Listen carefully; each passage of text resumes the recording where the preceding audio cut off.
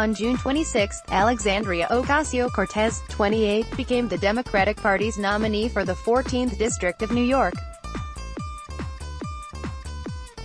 She ran against 10-term incumbent Joe Crowley, who was colloquially known as the King of Queens. Ocasio-Cortez won with a 15-point lead, and she's just getting started. Throughout her campaign, she advocated for Medicare for all, a federal jobs guarantee, and criminal justice reform. She refused to accept money from corporate sponsors, lobbying groups, and the like. Many political consultants said she couldn't win against a party favorite, especially Crowley, who was believed to be California Representative Nancy Pelosi's probable replacement as House Minority Leader. But she ran anyway. And if elected this November, she will be the youngest woman ever to be in Congress. Ocasio-Cortez is someone with stories to tell. She grew up in the same Bronx that elected her. Her father was born there, and her Puerto Rican mother, an immigrant, moved to the borough to raise her daughter. As a teenager, Ocasio-Cortez attended Yorktown High School. At the time, she tells Teen Vogue, she was incredibly cognizant of the fact that public schools in the late 80s and early 90s were a total mess. We felt that if I was going to have a good educational option in my life, I would have to go to a public school district that actually served its children, she says. Though very young, she was already aware of inequality in a city like New York. In high school, Ocasio-Cortez was very invested in the sciences. She even won second place at the Intel International Science and Engineering Fair, which awarded her with the naming of an asteroid, 23,238 Ocasio-Cortez. She went on to study economics and international relations at Boston University.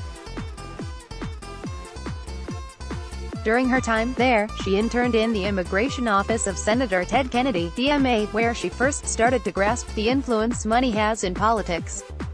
She says her experience led her to realize that people that had the opportunity to run for office were often beneficiaries of dynastic politics or had access to networks that were extremely affluent. This was deeply troubling for Ocasio-Cortez, and prompted her to move away from politics and toward community organizing. During her sophomore year of college, her father passed away. She continued her studies, but she started waitressing and bartending while doing community work, all to prevent their family home from foreclosure.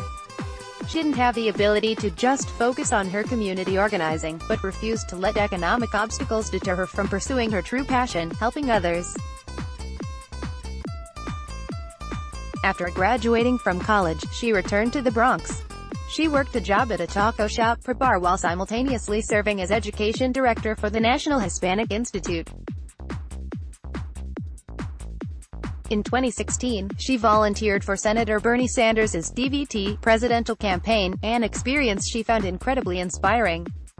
She says that the campaign led her to see an opportunity to not only get money out of politics, but in the process allow working-class Americans to have a role in our democracy again. After the painful loss that came in the spring of 2016 when Sanders lost his bid for the Democratic Party nomination, Ocasio-Cortez didn't give up on advocacy. She traveled to Standing Rock in North Dakota to protest the Dakota Access Pipeline. At Standing Rock, we experienced firsthand people coming together in their communities and trying to use the levers of representative democracy to try and say, we don't want this in our community, we don't want this in our backyard, and corporations using their monetary influence to completely erode that process, she says. It was really my experience at Standing Rock that was pretty pivotal for me, because I saw how corporations were literally militarizing themselves against American citizens so that they could I've maximized their profit margins on fossil fuels. Shortly after her trip to North Dakota, Brand New Congress, a political action committee founded by former Sanders supporters, reached out to her. They urged her to run in New York's 14th district, which includes parts of Queens and the Bronx, and is made up of primarily Latinx and Asian people. This is a national crisis, and it is not unique to any party. It has taken over both sides, and we need to be able to hold ourselves to a higher standard if working-class Americans are going to have a shot in our future. And so I said yes, and I eventually launched my campaign, she says. She immediately learned how difficult it is to run a clean campaign, free from corporate donations. Campaigns are so much more expensive than people think they are. Just to keep the lights on is several $1,000s a month. Ocasio-Cortez says, in noting that she still worked another job while running. Money is a compromising factor in helping people run for office. Ocasio-Cortez's campaign refused donations from corporate sponsors and lobby groups altogether because they wanted to be held accountable to their constituency as opposed to the highest bidder. In the end, it's part of what she believes made her campaign so successful. But Ocasio-Cortez's radicalism is not viewed well by all. On MSNBC, Steve Schmidt compared her policy platform to the extremism of President Donald Trump. Schmidt, a Republican public affairs strategist best known for a key role in Senator John McCain's bid for the presidency in 2008, went on to call her policies dishonest and claimed that many of them can't be paid for. But Ocasio-Cortez's political brand is one that is commonly held by young people across the nation. It emphasizes the community more than the individual. From Ocasio-Cortez's perspective, the win doesn't belong to her. It belongs to the community.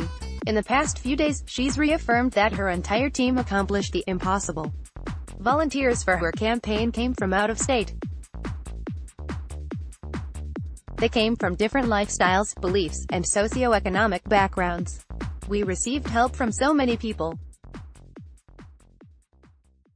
People who could only speak one non-English language, people who weren't old enough to vote, and other disenfranchised groups of people. Ethan Luna, a volunteer for Ocasio-Cortez's campaign, tells Teen Vogue. At 18, Ethan is the youngest organizer on Ocasio-Cortez's campaign. He has played a big part in the group's effort, and the group has done a lot to inspire him. He says the campaign taught him that, just because someone might not be old enough to cast a vote, doesn't mean they are powerless in politics. But perhaps what is most inspiring about Ocasio-Cortez is her dedication to and passion for the cause.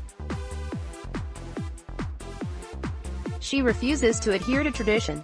For her, the past tradition tries to keep our representatives looking, acting, and voting a certain way.